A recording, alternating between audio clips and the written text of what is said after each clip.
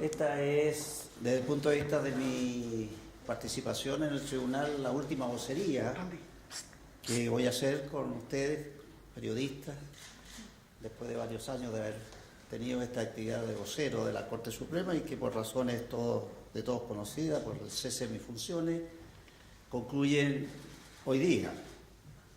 Bueno, como es normal, quiero dar cuenta de lo que se vio hoy día en el Pleno. En realidad no, se vieron bastantes cosas más bien de carácter interno, como ustedes saben, traslado de algunos funcionarios, permutas, esas cosas que son normales. Pero también se trajo a la cuenta 2 informes de proyectos de ley que se van a efectuar para entregárselo al Congreso Nacional. Uno relacionado con la dotación de jueces que son necesarios para el funcionamiento de la nueva región de Ñuble, que determinó entonces, como las jurisdicciones se alteran cuando se altera la regionalización, entonces hubo que dictar una ley adecuatoria que está siendo informada por la Corte Suprema favorablemente para los ajustes correspondientes de las categorías que se elevan por motivo de esta regionalización.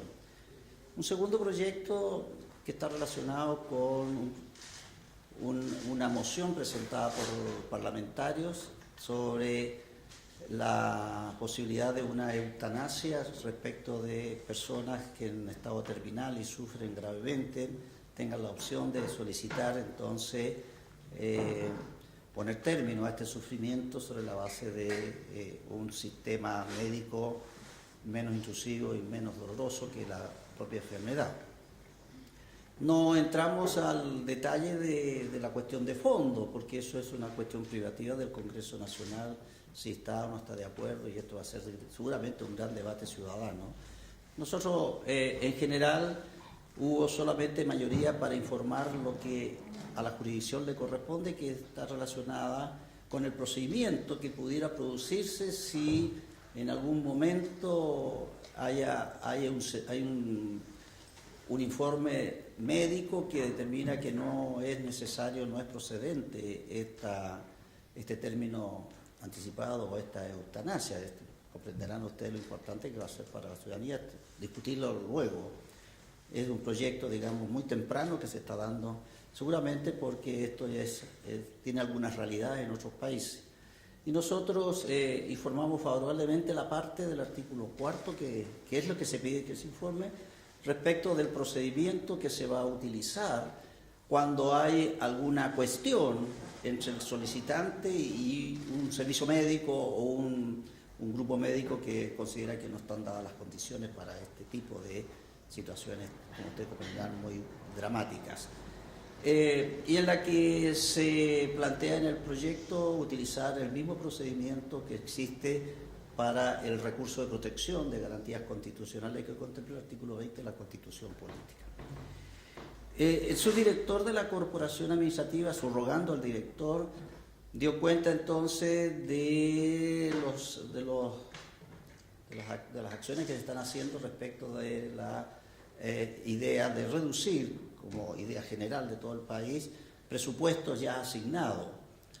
A nuestro Poder Judicial la reducción se equivale más o menos a 7.000 y más pesos, 7.000 millones de pesos más, en la que en algunos aspectos nos traen ciertas complejidades, pero que finalmente hubo un acuerdo con Hacienda, se está estudiando, de que eso se va a aceptar, esa reducción, pero en un ítem distinto, relacionado con proyectos de construcción que no van a poderse desarrollar por problemas no del Poder Judicial, sino que de las empresas que no han tenido el tiempo suficiente o han tenido que suspender por razones distintas los proyectos, y por lo tanto va a quedar un remanente ahí de libre disposición que va a ser entonces el que va a ajustar la rebaja o a asumir o a consumir esa rebaja en el presupuesto que se pide, que entonces reducir, por razones que todos sabemos, es una política de Hacienda en el sentido de disminuir los presupuestos para ajustar naturalmente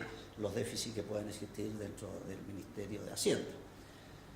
Y Y quizá lo más relevante que creo que es bueno que tomen conocimiento, porque es un tema país en este momento, está relacionado con el tema del acoso sexual dentro del Poder Judicial. Ustedes saben que nosotros tenemos desde hace un tiempo, y está funcionando muy bien, una comisión de género que dirige la ministra señora Muñoz, y que está sujeta también a normas de carácter internacional de protección a las mujeres frente a este tipo de acosos que afectan naturalmente muy gravemente a las mujeres, y como ya hemos estado viendo en el país y hemos sabido de las movilizaciones que se han hecho ahora en este momento de estudiantes, pero es evidente que puede presentarse situaciones de acoso en nuestra institución. Sabemos que hay un estudio, un proyecto más general para la administración del Estado en orden a cautelar la dignidad de las mujeres frente a situaciones que son adversas a su trabajo, provocadas naturalmente por acoso dentro de la misma institución. Se ha llegado a un acuerdo en la Corte Suprema y se ha dictado entonces un protocolo para prevenir y sancionar los casos de acoso sexual. Es una organización como cualquier otra organización en la que es posible que hayan ocurrido, que ocurran ahora y que puedan ocurrir en el futuro situaciones de aprovechamiento de personas que están en situación de superioridad respecto de otras personas, especialmente mujeres, y por lo tanto se ha aceptado y se ha adecuado un protocolo de prevención del acoso y de castigo de tal manera del acoso sexual. Y en la semana entonces ha sido aprobado por el Acta 103-2018 de 19 de junio, pero que está recién en este momento firmado esta semana, este protocolo que fija el procedimiento de actuación para la prevención, denuncia y tratamiento del acoso sexual en el Poder Judicial chileno. Creo y creemos los ministros de la Corte Suprema que este es un interesante documento, por supuesto modificable y perfectible, que habla muy bien del Poder Judicial en el sentido de anticipar situaciones legales o reglamentarias que son necesarias para asegurar el buen trato y el buen funcionamiento de los tribunales de justicia. Y por lo tanto, este protocolo se va a preocupar entonces de evitar y prevenir todo tipo de acoso sexual que afecta y que constituye además una violencia de género que el Poder Judicial no está dispuesto a aceptar, sobre todo que tenemos una institucionalidad en que el grueso de los funcionarios corresponde al sexo femenino, o sea, mujeres. Cada día está tomando más importancia el papel de la mujer en el Poder Judicial y por lo tanto es necesario plantearse anticipadamente cualquier situación. Y este protocolo entonces fija este procedimiento y regula las situaciones de manera naturalmente ejemplar, pero que evidentemente constituye una advertencia para todos los que trabajamos en el Poder Judicial, los que van a trabajar en el Poder Judicial, desde el presidente de la Corte Suprema, el ministro de la Corte Suprema, a nadie se le va a permitir entonces y se le va a aceptar este tipo de conductas que son altamente desdorosas para las mujeres en nuestro país en general. Se ponen como situaciones, entre otras, por supuesto, aquellas que gestos y piropos lascivos, llamadas telefónicas, correos electrónicos, mensajes, cartas y cualquier otro medio de comunicación con intenciones sexuales, presiones para aceptar obsequios o invitaciones a salir, acercamientos, contacto físico innecesario, presiones tanto físicas como psíquicas, exhibición de pornografía, requerir información. Esas son situaciones concretas que naturalmente forman un ejemplo, pero pueden existir muchas otras más. Coincide entonces este protocolo con la modificación del acta 15, por el acta 15.218 del procedimiento para la investigación de las inconductas dentro del Poder Judicial, el procedimiento disciplinario. que empiezan a regir ambos documentos a partir del 1 de julio del presente año. Y por lo tanto, con esto queremos significar que el Poder Judicial está dando un mensaje claro, preciso a la ciudadanía de que en esta institución no se van a permitir estas conductas y en general le damos la seguridad de que el procedimiento establece todas las cautelas suficientes para aquellas personas, sobre todo que son subordinadas, de la reserva necesaria y de la manera que tienen ellas de hacer presente cualquier manipulación que afecte su dignidad de mujer. Eso es una cosa importante y me siento muy orgulloso de que al término de ir, ya al término de mis funciones, hayamos llegado a un documento tan importante para la tranquilidad de las mujeres en nuestro Poder Judicial. Ahora quedo a disposición de ustedes para las preguntas relacionadas con el Pleno o con la Corte Suprema y el Poder Judicial, prescindiendo de mis cuestiones personales. Ministro, respecto a lo que al último tema que usted está planteando, ¿usted tiene conocimiento de que al hacer esta acta se tomó en cuenta algunas encuestas? Sí, hubo un trabajo, bueno, está aquí en el documento, en los principios, hubo una encuesta, esto se está trabajando hace un año, sí, en la que han participado todos los actores, incluso las asociaciones gremiales del Poder Judicial. Hubo una encuesta, ya no recuerdo la cifra, pero de 10 mujeres, 2 por lo menos han tenido problemas de acoso sexual, más o menos, esa es una idea más o menos. A eso iba a preguntar si respecto a esa encuesta se abrieron algún sumario o eso fue anónimo, no quedó ahí. Es una cosa distinta, una encuesta para saber cómo vamos a trabajar y para preparar este documento, es eso.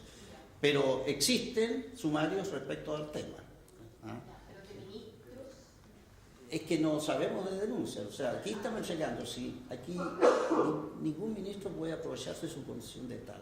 Se le dan todas las posibilidades y factibilidades a aquellas personas que son agredidas, en ese sentido de hacer la denuncia por los conductos regulares, con toda la seguridad de que esto va a ser realmente sancionado e investigado. Y poniendo en el caso político de un ministro de la Corte Suprema, ¿qué persona es la indicada para que esté ocupada? Presidente de la Corte Suprema.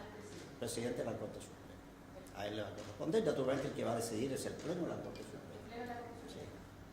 Ministro, Sí, yo voy a hacer la misma pregunta que le hice ayer al ministro Carlos Cerda. ¿Cómo siente usted que deja el Poder Judicial y básicamente cómo siente que deja la Corte Suprema con el pasar de los años en distintas materias de derechos humanos, por ejemplo, temas contingentes hasta el día de hoy? ¿Cómo siente usted que deja este Poder Judicial?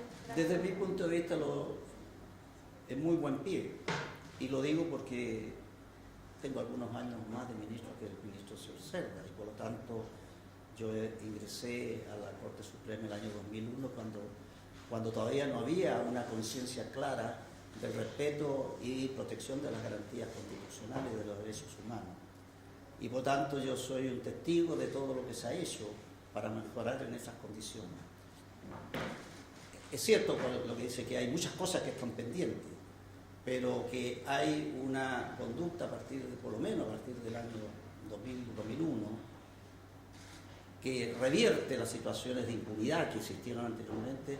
Eso lo puedo decir con mucha propiedad, porque he participado en eso y porque soy un actor muy, muy cercano a través del funcionamiento de la sala penal, en que ha tenido una actividad, ustedes comprenderán, muy fuerte en todas las causas de derechos humanos y los resultados que se han tenido a partir de esa fecha. Nunca han habido tantas causas terminadas con sentencias condenatorias. Se han investigado todo, se ordenó investigar todo lo que había sobre derechos humanos, quedan muchas causas pendientes. Nunca ha habido tantas personas condenadas, como les he señalado, y en prisión preventiva, cumpliendo penas efectivas, y que son aquellas personas que tenían los cargos más altos dentro de los servicios de seguridad del Estado. Ciertamente que eso no es suficiente, porque sentimos el clamor de la ciudadanía, porque hay muchas cosas pendientes, sobre todo la situación de los detenidos desaparecidos, que es la herida más grave que tiene la sociedad chilena respecto de la afectación de las garantías constitucionales. ¿Y cómo ve usted la situación de los derechos humanos aplicable a la actualidad, donde por ejemplo hoy día estamos viendo a detenidos que son torturados en las cárceles, que se circulan por redes sociales, o operativos masivos que detienen a gente que está delinquiendo o entregando con órdenes de detención pendientes. ¿Cómo te ves? Se está haciendo todos los esfuerzos. En realidad, si usted siguiera el trabajo que ha hecho la sala penal y la sala constitucional, que tiene mucha relación con el recurso de protección especialmente, y la sala laboral con los amparos relacionados con temas de familia y laboral, si usted considera que hace 10 o 15 años no llegaban apelaciones de recurso de amparo a la Corte Suprema, hoy por hoy tenemos cerca de 30 recursos de amparo que están relacionados directamente con la afectación de garantías constitucionales y con resultados. Hemos intervenido, por ejemplo, en revisar toda la situación que presenta la libertad condicional, en que era un sistema burocrático, en que había una situación en que, como estuviera el pensamiento de la persona, decía que sí o que no. Ahora hay un sistema objetivo y nosotros consideramos que deben cumplirse todas las condiciones objetivas para la procedencia o improcedencia de la libertad condicional. Ve, ahí tiene un caso. Le puedo dar el caso de los migrantes. Los migrantes eran expulsados sin ningún tipo de defensa.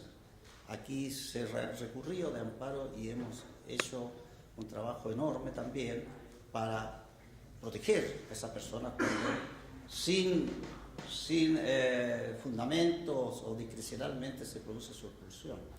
Y tenemos, ustedes han visto cuántas personas han podido permanecer en el país porque hemos actuado conforme a lo que disponen precisamente los tratados de derecho internacional relacionados con la migración.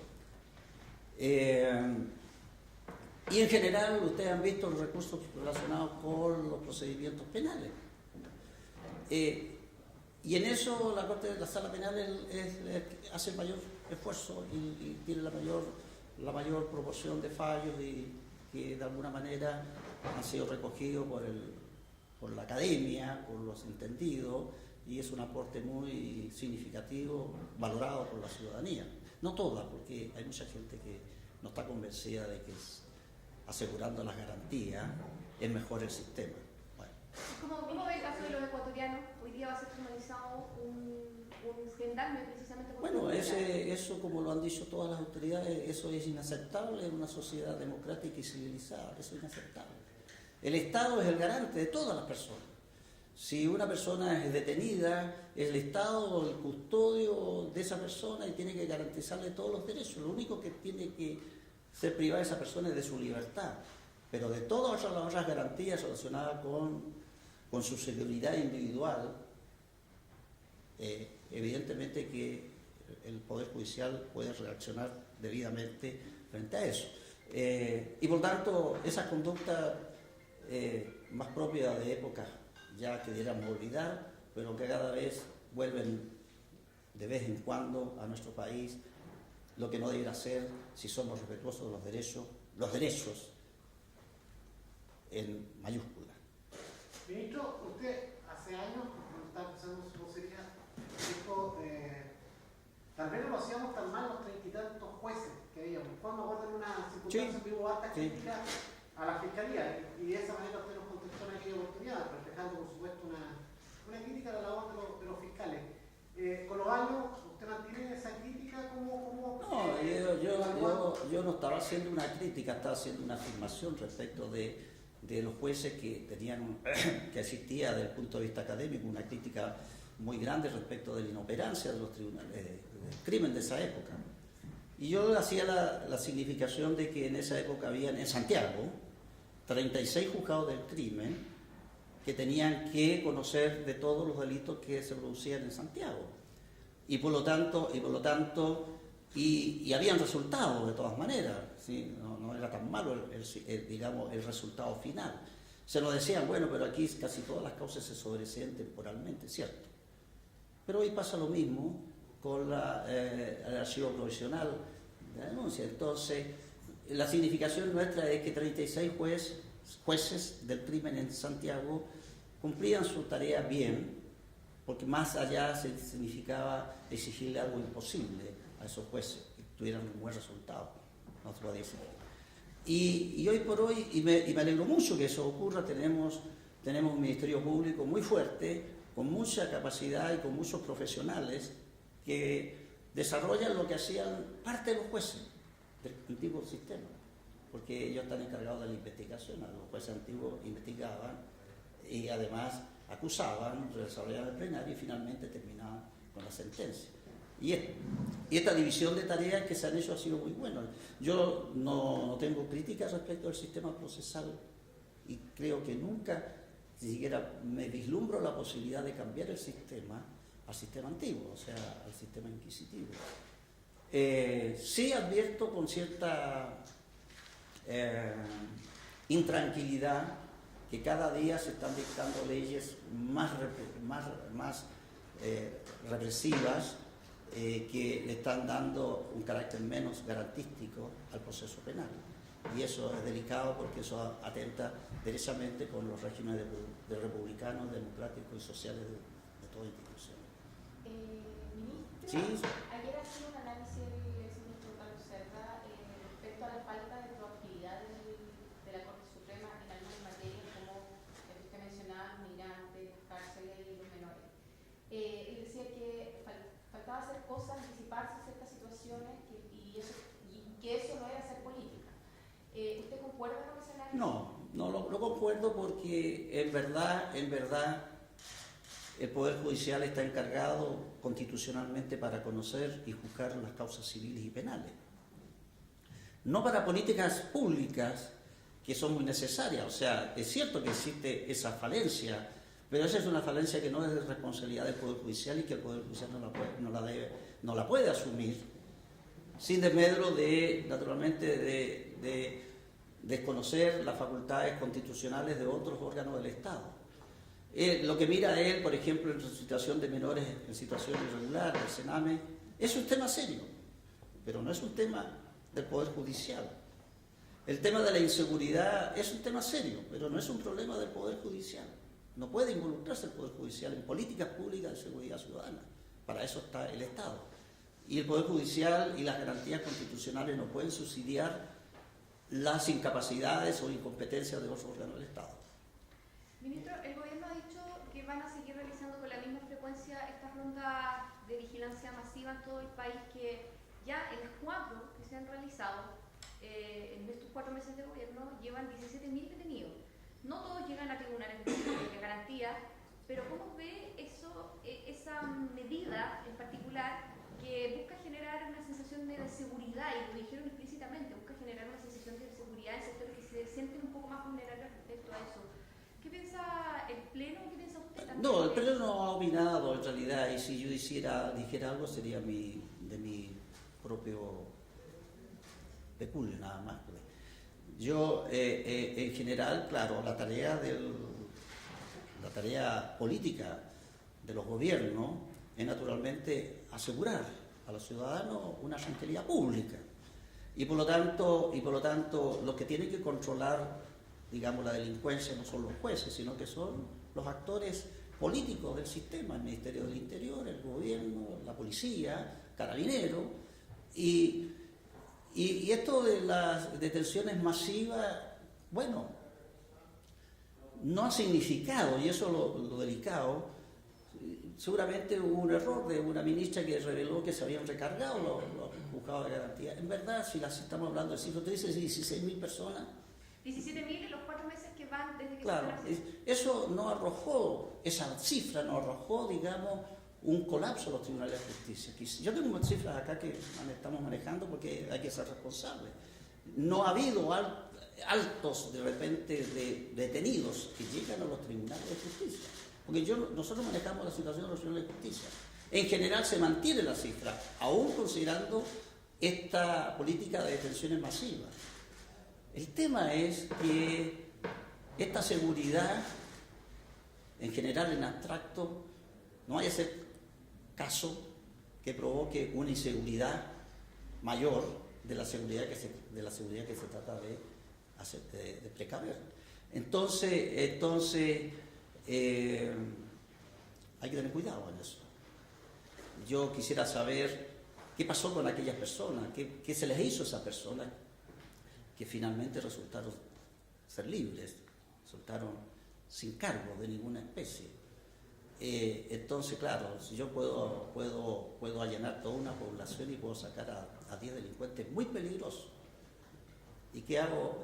¿Y cómo respondo a aquellas personas honradas, honestas, trabajadores, niños, mujeres, que son a su vez afectadas con estas medidas? Eso hay que tener mucho cuidado. Esto no es una cuestión de propaganda, esto es una cuestión de eficiencia únicamente y de buenos resultados. El Poder Judicial no es un actor en esta materia y es impensable que alguien nos obligue a participar en estas políticas. El Poder Judicial está para defender garantías y derechos. Ministro, me gustaría volver al tema del acoso sexual. Sí, señor.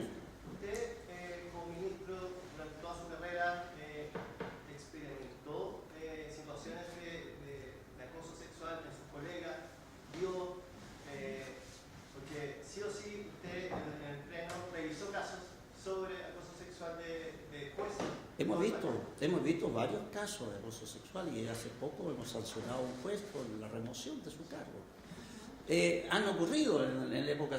Lo que pasa es que hoy por hoy algo que podía ser hasta bien visto desde el punto de vista de 30 años, de que alguien sea más efusivo que otros hombres respecto a las mujeres, hoy eso no puede ser permitido. Hoy eso es inaceptable y me parece bien que sea inaceptable. Y por lo tanto lo que existía anteriormente era muy delicado que existiera, pero había una cierta permisividad social que invisibilizaba un fenómeno muy delicado para la sociedad y que afecta a las mujeres gravemente. Y por eso que me parece muy bien todos estos movimientos que traten de focalizar las situaciones y de corregir las situaciones. Creo que hay una tardanza en los órganos legisladores en provocar y proveer aquellas medidas que sean necesarias para asegurar todo tipo de acoso, laboral y sexual. Pero en su experiencia, ¿usted vio algo así en el Poder Judicial? Me tocó, sí, por supuesto, claro que sí, me tocó ver y... ¿Cuál fue su reacción? ¿Qué hizo en ese momento? No, en mi tribunal no, nunca tuve una experiencia de esa naturaleza. Pero conocí cosas que podían haber pasado y que pasaron. Pero, insisto, hay una mentalidad distinta, no podemos medir las cosas como ocurrían 20, 30 o 100 años atrás. Imagínense la situación que se encontraba la mujer hace 100 años en este país. Entonces, en ese sentido, el Poder Judicial ha cambiado culturalmente. Tratamos de hacerlo cambiar, porque los cambios no se hacen de la noche a la mañana, o de la mañana a la noche, no sé cómo es la cosa. Pero la idea es entregar un documento que indique claramente cómo debe ser el tratamiento de ahora en adelante. Ministro, y en ese mismo sentido, en este mismo tema del acoso sexual, ¿qué es lo que había antes que se cambia ahora? ¿Cuál Bueno, es la diferencia? Casos No, que conoce. respecto a cómo se tramitan. No se tramitan como situaciones normales, como cualquier inconducta. Se mezclaba con la inconducta del juez que llegaba tarde, del juez que no hacía su pega, del juez que tenía ciertas cosas o del funcionario las cosas. Se mezclaba esto. Lo que queremos hacer ahora es un estatuto propio, claro, definido, preciso respecto de un tema muy importante para el Poder Judicial, que es el acoso Es decir, sexual. antes no existía nada parecido a esto. No, por supuesto que no. No había. Hay una norma en el Código Orgánico de Tribunales que sanciona esa conducta de este tipo de cosas. Incluso hay una conducta del juez que seduce a la persona que está. Esa es una conducta criminal que está establecida de alguna manera. Pero eso. Ministro, preguntarle respecto a una declaración que usted dio hace un año. Pero ya Preguntarle si sigue está pensando- prescrito eso. Preguntarle si sigue creyendo lo mismo y si lo puede explicar de alguna forma. Usted dijo en una entrevista, no puede haber personas que usando financiamiento reñido con la moral estén en el Congreso. Esto en relación a las causas por platas políticas, Sí. que todos sabemos. Si nos puede explicar si sigue creyendo. Bueno, eso me ha traído algún grado de dificultades porque el Congreso le pareció muy mal. Bueno, tiene mucha razón, que le parece que es un cargo muy... Quizás las expresiones son muy fuertes, pero son las que yo sentí en ese momento respecto de una situación que se miró de alguna manera, bueno, ¿es delito, no será delito? ¿Es delito? Como diciendo, bueno, ¿esto se castiga o no se castiga como delito? Sin fijarse de que la conducta moralmente no puede ser aceptada. Hay una ley que dice que el financiamiento de la política se hace de tal manera. Y si yo, que soy un representante de la ciudadanía, eludo esa ley, me disfrazo con martingalas y hago eso, en realidad no tengo moral para aceptar eso, no tengo moral para justificar eso. O sea, puedo justificar de que no me metan preso, pero no puedo decir que eso es lícito. Moralmente, por lo menos. Bueno, y eso provocó que algunos parlamentarios, todas las bancadas, debo decir, todas las bancadas políticas manifestaron un reclamo que llevó al presidente de la Corte Suprema, no se supo nunca, porque así como callado se le entregó al presidente, y el presidente también callado me lo entregó a mí, y yo no tengo mi poder esa carta que no es pública. Pero me querré esa carta? eso, que me he excedido en esa crítica con respecto a los parlamentarios. ¿Todas las bancadas políticas ponen eso? ¿Ah? ¿Todas las bancadas políticas hicieron esa? Así decía, porque estaba firmado por el presidente nada más. Pero decía que era la bancada política la que haya reaccionado. ¿Y en ese sentido usted sigue creyendo que el fuero parlamentario debe eliminarse? No, yo no soy de aquellos que sostienen que el fuero. Sí soy de aquellos que cuando se trata de un delito hay que desaforarlo. Y que las justificaciones de que no es delito, bueno, ustedes habrán visto cuál ha sido mi conducta en los desafueros, siempre he votado por el desafuero. Ministro, le hice la pregunta sobre el tema de las placas políticas. ¿Cree usted que las sanciones a los delitos de corrupción deberían tener penas más altas? Absolutamente, pues, absolutamente. Si esto es un absurdo que alguien que se roba miles de millones de pesos se vaya a la casa bajo el control de una autoridad administrativa para controlarlo si se porta bien o mal. ¿Y es suficiente el informe, el proyecto que se conoció ahora del gobierno, que sube en No lo conozco, no lo conozco y seguramente no lo voy a conocer si que llegue al Poder Judicial. Ministro, Señorita. muchas gracias. Quisiera preguntarle un poco más por la historia y qué significa para usted la investigación en su carrera del caso de Gollado. Bueno, ha sido es decir, no por mí, sino desde el punto de vista ciudadano, ha sido muy importante porque si hubo la posibilidad de aclarar un suceso terrible, impropio de una sociedad civilizada como la que ocurrió, y hubo la posibilidad de determinar la existencia del hecho punible, y hubo la posibilidad de determinar la responsabilidad de todos, ganó el país. Y si yo logré participar en esto, me siento muy honrado de haberlo hecho y muy contento de haberlo hecho. Pero creo que ganamos todo y especialmente devolvió un poco de dignidad al Poder Judicial. ¿Con qué sensación se va usted, con qué sensación deja la Corte Suprema? En lo personal, de haber cumplido una tarea en lo posible sin reproche. Creo que no existe reproche respecto a mi conducta funcionaria, creo. No soy tampoco una persona que estime que lo ha hecho siempre todo bien. Seguramente he tenido muchos errores,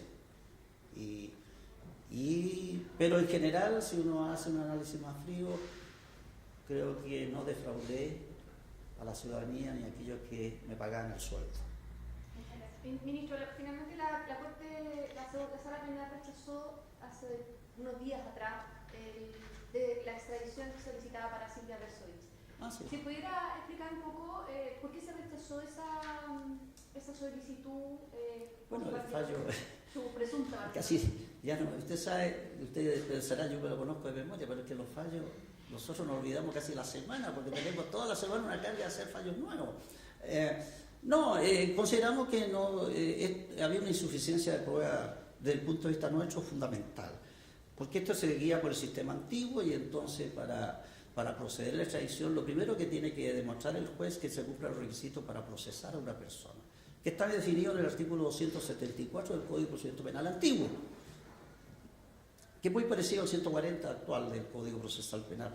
Y en general hay exigencias, el hecho punible no hay problema, pero la participación tiene que estar demostrada por presunciones fundadas de que alguien tenía participación en autor cómplice. Ese es el punto que nosotros consideramos que no estaba dilucidado, sino que habían siempre informes digamos, generales de situaciones, de grupos que participaron en hechos graves, pero que hacían una composición de grupo, pero a nosotros nos interesa cómo uno de ese grupo, pues nosotros no podemos sancionar al grupo, cómo esa persona de ese grupo tuvo una participación delictiva clara, precisa y coherente. Y hay un problema de tiempo también, de prescripción, aquí no corre la imprescriptibilidad. Bueno, las razones están contenidas en el fallo, yo, perdóneme, no tengo la memoria para acordarme textualmente de lo que resolvimos. ¿Sí? Ministro, usted dijo hace poquito, recién Tantas cosas he dicho. del caso de Boyano que le devolvió un poco la dignidad al Poder Judicial. Sí, claro. Creo que si el Poder Judicial durante la dictadura hubiese tenido un actuar diferente, precisamente frente a los casos de derechos humanos, hoy día no sería, por ejemplo, blanco de críticas, por ejemplo, de los otros poderes del Estado que uno ve que es muy fácil criticar a los jueces, es muy fácil poner en entredicho lo que plantean. Bueno, claro, tiene toda la razón. Yo lo que más dije es que el Poder Judicial pudo hacer un poco más, pudo hacer más. Y no lo hizo pudiendo, sobre todo la Corte Suprema, hacer más representaciones respecto a los abusos que se cometían respecto a los derechos humanos. No se hizo eso. Y por lo tanto, la Corte Suprema también, en un acuerdo muy importante para la sociedad, hizo ese mea culpa en un documento en que señaló claramente esa culpa. Pero también hay que ser razonable en esto, porque si hubiese habido una Corte Suprema rebelde a una dictadura, tenga la seguridad que esa Corte Suprema tampoco habría existido, como habría sido eliminada, como fue eliminado el Congreso Nacional y todas las instituciones democráticas del país que fueron barridas por la dictadura. ¿Cuántos años más cree usted que deberían o que tendrán que pasar para que finalmente el Poder Judicial pueda sacar de encima de la actuación? Yo creo que de alguna manera se ha cumplido con las expectativas en lo que se puede hacer, pero ustedes deberán hacer un estudio, sobre todo de la estadística de la sala penal, cuántas causas se han resuelto. Quedan muchas todavía por hacer y muchas cosas no se van a poder jamás descubrir. Me habría gustado que hubiesen terminado todos los procesos relacionados con los hechos también escalofriantes que sucedieron con la denominada caravana de la muerte. Ese suceso debe haber sido resuelto mucho antes y todavía hay algunas cuestiones pendientes. Y eso es naturalmente una cuestión al debe, ¿no? Pero se está avanzando. Y yo soy de aquellos en que hay que terminar, hay que seguir agotando hasta terminar, hasta que no quede nada que el Poder Judicial pueda sentirse un poco, digamos, responsable de no haber hecho todo lo que podía hacer en este momento actual. Ahora tiene toda la herramienta para hacerlo. En democracia se puede hacer todo. Finalmente, hay varias causas, más de 20 que se están litigando de causas de derechos humanos y en el Tribunal Constitucional y eso las ha suspendido en los tribunales ordinarios. ¿Cree usted que es válido de parte de, en este caso, los procesados, haber recurrido a esta instancia? No, yo no voy a, o sea, evidentemente no le puedo negar a todo ciudadano de acudir a una instancia constitucional como el Tribunal Constitucional. Hacen uso de su derecho. Nos preocupa sí que el Tribunal Constitucional está acotado con plazos, sobre todo en el recurso de inaplicabilidad cuando suspende los procedimientos, como son los casos, en que la ley le fija plazos bien acotados y eso no se cumple. Entonces puede durar mucho tiempo y las causas naturalmente tienen que terminar. Y esa responsabilidad de que se demoren las causas penales por el Tribunal Constitucional no es responsabilidad del Poder Judicial, sino de lo que se demora el Tribunal Constitucional en fallar esos asuntos.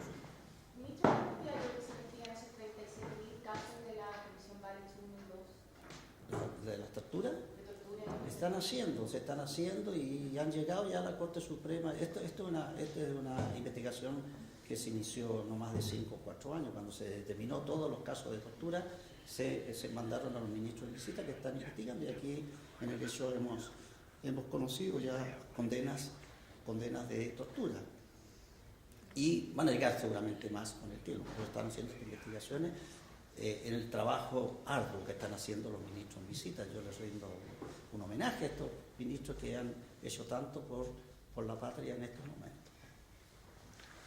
Gracias. Bueno, Gracias, ministro. Muy amable. me despido de ustedes y muy contento de haber trabajado y perdonando seguramente todas aquellas impropiedades que pudo haber cometido con respecto a los medios de comunicación social. Y ahora me callo. Ahora sí. Nosotros tenemos un pequeñito corte aquí en su sala de puerta para compartir unos minutos con los periodistas. Ya lo invitamos a todos. No, de camaradería. Camaradería. Bueno, yo los voy a acompañar con Yo no le escribo nada. nomás 5 minutos. Por acá.